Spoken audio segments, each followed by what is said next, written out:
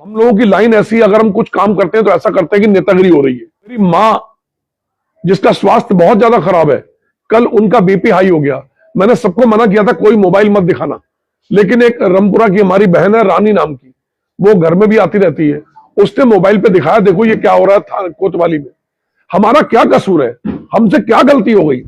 आपने बैठते ही कहा कि ये सार्वजनिक रूप से माफी मांगे, तब मेरा कोई झगड़ा नहीं है, लेकिन मैं किस बात की माफी मांगू? आपको किस बात का क्रोध है मेरे ऊपर? मैंने आज तक एक भी शब्द आपके खिलाफ दुनिया में किसी को नहीं कहा, और मेरा आपका कोई संघर्ष भी नहीं है, मेरा आपकी कोई लड़ाई नहीं है। आपको लगता है कि मेरी मां आपके घर पर गई आज से 1.5 साल पहले, आपको समझाने गई, लेकिन माता जी के साथ भी जो कुछ हुआ वो सारे शहर ने देखा। उसके बाद उनकी तबीयत बहुत ज्यादा खराब हो गई।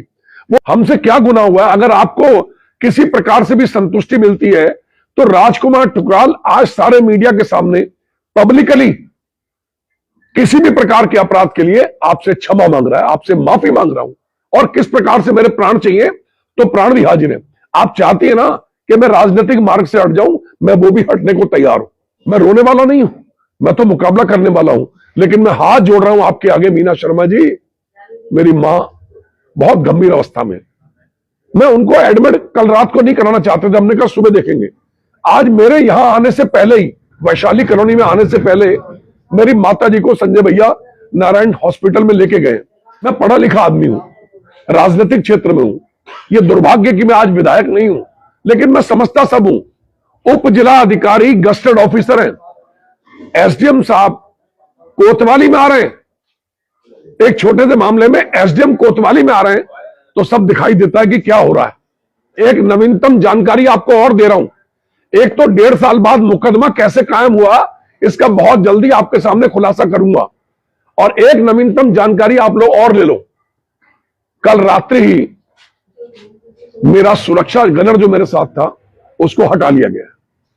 अब मेरी सिक्योरिटी नहीं है, मेरे पास शस्त्र लाइसेंस है, मैं वो भी सरेंडर करने को तैयार हूं। कप्तान साहब मुझे उसकी कीमत दिलवा दे और मेरा शस्त्र लाइसेंस भी ले ले। जैसे मुझे मरने को मजबूर करना, मरवाना चाहते हैं सब लोग, कोई दिक्कत नहीं है। लेकिन मैं कायरों की तरह नहीं मरूंगा, मैं बहादुरों की तरह मरूंगा। मेरे पास जो लाइसेंस है वो भी वापस ले लीजिए, मैं विड्रॉ करने को तैयार हूं।